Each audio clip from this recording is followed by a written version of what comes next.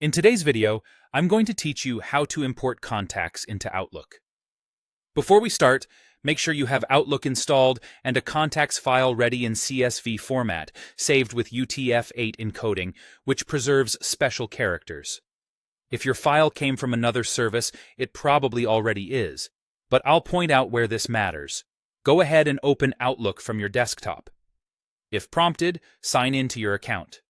Use your work, school, or personal Microsoft account and complete any security checks your organization requires. Keep your credentials private and avoid signing in on shared devices. Once Outlook opens, switch to your People view. On the left sidebar, click the People icon, the one that looks like two small figures. Depending on your version, it may be labeled Contacts. This takes you to your address book. Here, look for Import and Export. You'll usually find it near the toolbar or under a More or Manage menu in the People view. Click it. Choose Import Contacts. This tells Outlook you're bringing in a file of people to add to your address book. Click Browse. Navigate to the folder where your CSV is saved, select it, and click Open. Outlook works best with UTF-8 encoded CSV files because they keep names, accents, and non-Latin characters intact. If you notice odd symbols in your file name previews, it's often an encoding issue.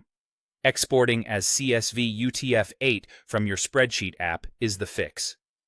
Also, make sure your first row contains clear headers like first name, last name, and email address, so Outlook can match columns correctly. Now click Import.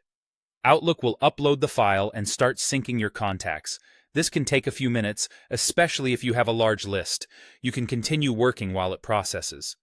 After the sync completes, your new contacts will appear in the People view and will be available when composing emails, searching, or on your mobile apps connected to the same account. If anything looks off, like duplicate entries or missing fields, use the People view to search and clean up.